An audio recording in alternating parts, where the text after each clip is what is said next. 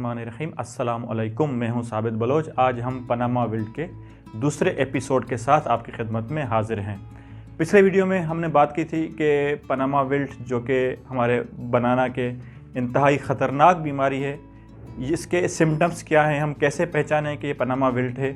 आज के इस एपिसोड में हम बात करेंगे कि जब हमने पहचान लिया उसके बाद हमें क्या क्या करना चाहिए। नंबर 1,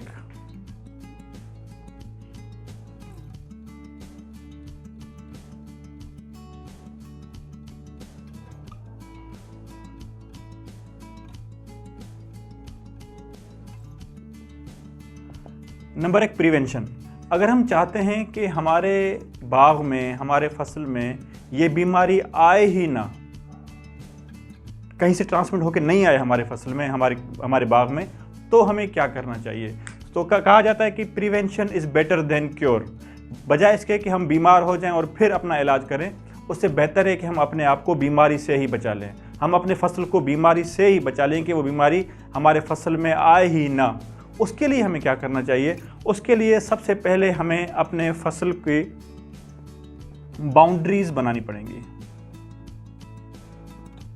हम इस तरीके से बाउंड्रीज बना दें अपने फसल के अतराफ में, फिर चाहे वो बाउंड्रीज दीवार के सूरत में बनाई जाएं, चाहे वो फेंसेस की सूरत में बनाई जाएं, चाहे वो दरख्तों की सूरत में बनाई जाएं।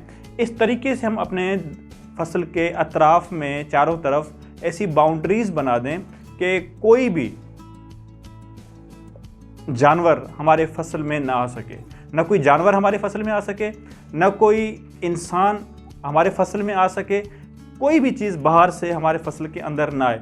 क्योंकि अगर कोई जानवर हमारे फसल में आएगा, हमारे बाग में आएगा, तो अपने साथ बीमारी लेकर आएगा। अगर और कोई इंसान, अगर और कोई बंदा हमारे फसल में आएगा तो हमारे फसल के अंदर बीमारियां लेके आएगा। सबसे पहले हम बाउंड्रीज बना दें कि कोई भी बाहर की चीज़ हमारे फसल के अंदर में जो है वो ना आ सके। पहला प्रिवेंशन ये है कि हमें बाउंड्रीज बनानी पड़ेंगी अगर हम चाहते हैं कि इस बीमारी से बच सकें। तो नंबर 2,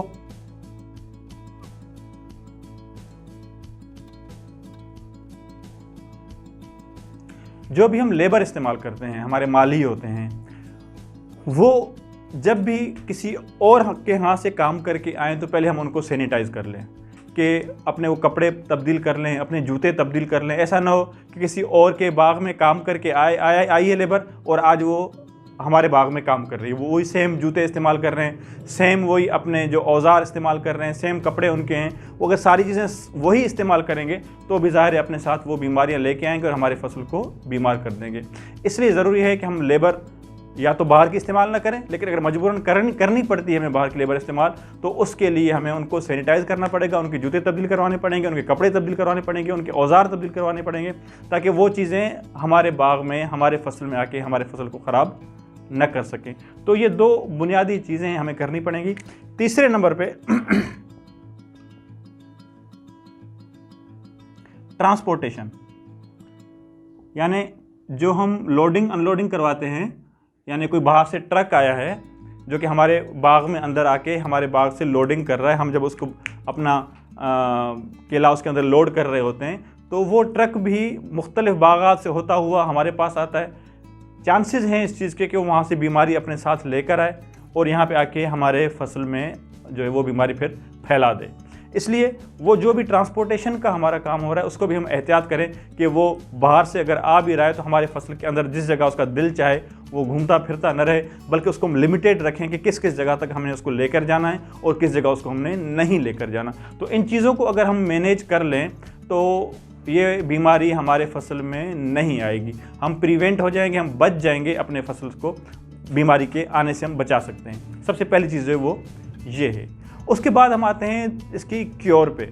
बीमारी आ गई, हमने ये प्रिवेंशंस किए, फिर भी कहीं पे कोई गलती हो गई, कोई लेबर कहीं से आ गई, कहीं से कोई कुत्ता या कोई गधा या कहीं से कोई जो है वो जानवर आ गया हमारे फसल में, वो बीमारी अपने साथ ले आया, बीमारी आ चुकी है, अब क्या करें? अब इसकी क्योर क्या है? आइए हम अब इसके क्योर पे बात करते हैं।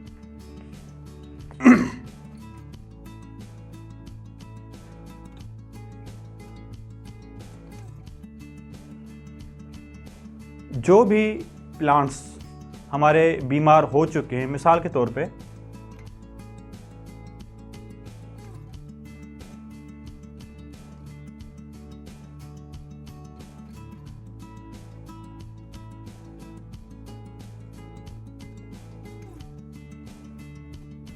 एक ये प्लांट है हमारा बीमार हो चुका है, इसको ये बीमारी लग चुकी है।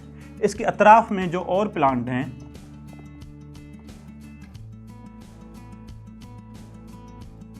ये इन 4-5 प्लांट्स को हम क्वारंटाइन कर दें। ये प्लांट बीमार हो चुका है, इसके अतराफ में जो 2 ये प्लांट या 4-5 और प्लांट हैं, उन सब को हम क्वारंटाइन कर दें। उन सब के गिर्द हम एक बड़ा सा जो है ना वो बंद बना दें। बंद बना के करना क्या है, हमने फिर इन 5 प्लांट्स के करीब में किसी को जाने नहीं देना। कोई लेबर, कोई भी शख्स, कोई भी जानवर इन 5 प्लांट्स के करीब में नहीं जाएगा। पहला उसूल, क्वारंटाइन कर दिया, कोई भी लेबर इनके करीब में नहीं जाएगी। और इसकी हम इरिगेशन को मैनेज करेंगे। इनकी इरिगेशन हमने बंद कर देंगे बिल्कुल। मैनेजमेंट का मतलब है कि इरिगेशन बिल्कुल ज़ीरो, हम इनको इरिगेट नहीं करेंगे। कोशिश करेंगे कि इनकी जो अतराफ में हमने बंद बना दिया है, ये इरिगेशन पानी जो है इन यहाँ तक होके जो दूसरे पौधों की तरफ जा रहा है वो इनको टच करके नहीं जाए, बल्कि इस जो हमने बंद बना दिया है इसके यहाँ से ये पानी वापस आ जाए और बाकी जो है वो हमारे पौधों को लगता रहे। इनका पानी जो इनको लग के आ रहा है वो अगर दूसरे पौधों पे की तरफ जाएगा तो वो दूसरे पौधों को भी बीमार कर देगा। इसलिए इरिगेशन हमने इनको नहीं करनी। बाकियों को इरिगेट करने के लिए हमने इनको क्वारंटाइन कर देंगे ताकि इन तक पानी न पहुँचे, और जो हम दूसरे पौधों को इरिगेट कर रहे हैं वो पानी भी इनको टच होके हमारे दूसरे पौधों तक न पहुँचे। अगर जाएगा तो दूसरे पौधों को भी वो बीमार कर देगा। यूरिया की एप्लीकेशन करेंगे, यूरिया का छटा कर देंगे इसके अंदर, और यूरिया का छटा करने के बाद हम कोई प्लास्टिक लेके इसके ऊपर इसको हम ब्लॉक कर देंगे, बंद कर देंगे। यानी अंदर यूरिया डाल के, यूरिया का छटा करके हम प्लास्टिक से इसको बिल्कुल जो कवर अप कर देंगे, इस पूरी सॉइल को ढक देंगे, ताकि उसके अंदर जब वो हीट होगी, जब ये नाइट्रोजन होगी, तो वो उसके जो पैथोजेंस हैं फिजोरियम के, जो पनामा विल्ट के, उन पनामा विल्ट के पैथोजेंस को वो सप्रेस कर देगा, नाइट्रोजन उनको ख़त्म करने में हमारी मदद करेगा। हम नाइट्रोजन की एप्लीकेशन भी इसके अंदर कर सकते हैं। नंबर 4, हम इन प्लांट्स को डिस्ट्रॉय कर देंगे। कोई भी अच्छी वीडीसाइड, मिसाल के तौर पे मोनसेंटो कंपनी की एक अच्छी वीडीसाइड आती है जो कि पूरे दरख्तों के अगर हम ऊपर स्प्रे करें तो उनको भी वो ख़त्म कर देगी। राउंड अप एक ऐसी वेडिसाइड है मोनसेंटो की जो कि अगर हम इसके ऊपर अपने दरख्त के ऊपर स्प्रे कर दें तो पूरे दरख्त को वो ख़त्म कर दें। हम दरख्त के करीब नहीं जाना, दरख्त को हाथ नहीं लगाना इस प्लांट को, बल्कि हम दूर से खड़े होकर इसके ऊपर वो मुकम्मल स्प्रे कर देंगे और स्प्रे करके हम इसको पूरे को हम ख़त्म कर देंगे। जब स्प्रे हो जाएगा इसके ऊपर राउंड अप का, तो इस पूरा जो हमारा दरख्त वो प्लांट बिल्कुल ख़त्म हो जाएगा, सूख जाएगा। फिर भी हमने इसके करीब नहीं जाना ताकि वो बीमारी आगे फैल न सके। इसको हम डिस्ट्रॉय कर देंगे।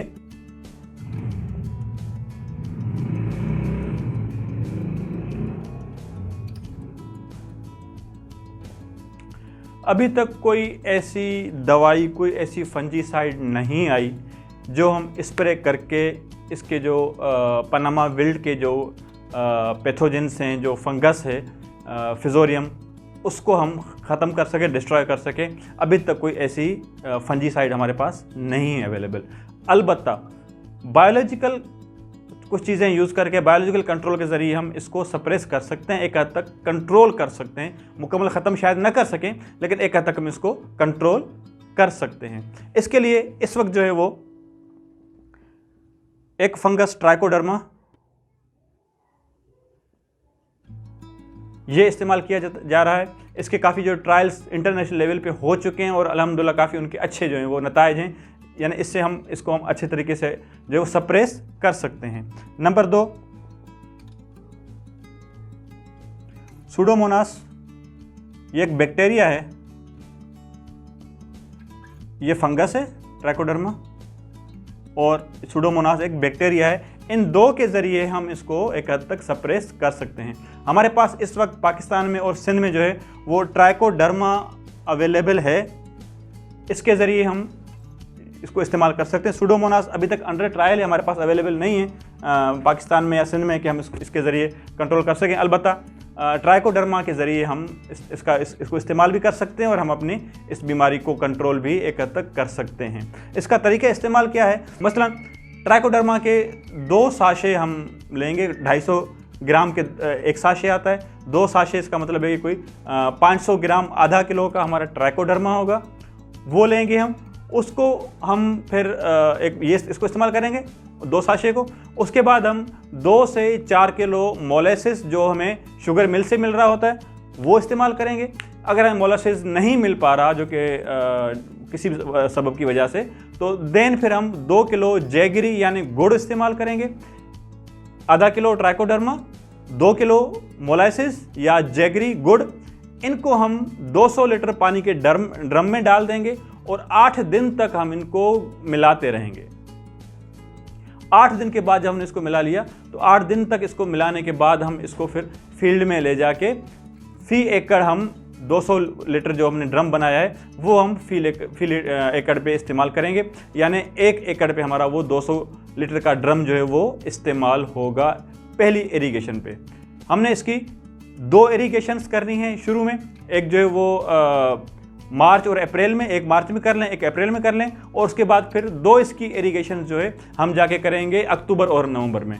अगर हम इस तरीके से इसको इस्तेमाल करें तो हम इस ट्राइकोडर्मा के ज़रिए भी एक हद तक हम इस पनामा विल्ट को सप्रेस कर सकते हैं, कम कर सकते हैं, लेकिन शायद ख़त्म नहीं कर पाएँ। ख़त्म करने के लिए वही जो मैंने आपको शुरू में चीज़ें अर्ज़ की कि हम जो है वो अपनी पूरे फसल एक बाउंड्रीज़ बना दें ताकि कोई बाहर से कोई चीज़ ना आ सके। कोई चीज़ नहीं आएगी तो हमारे ज़ाहिर है वो बीमारियां नहीं फैलेंगी। हमें मुस्तकबिल में इनकी तरफ जाना पड़ेगा। अगर हम अपने केले की फसल को बचाना चाहते हैं, सिंध और पाकिस्तान में इस केले का फसल आगे चले, आगे बढ़े, तो फिर हमें इस बीमारी से अपने फसल को बचाना पड़ेगा। बहुत शुक्रिया। अल्लाह हाफ़िज़।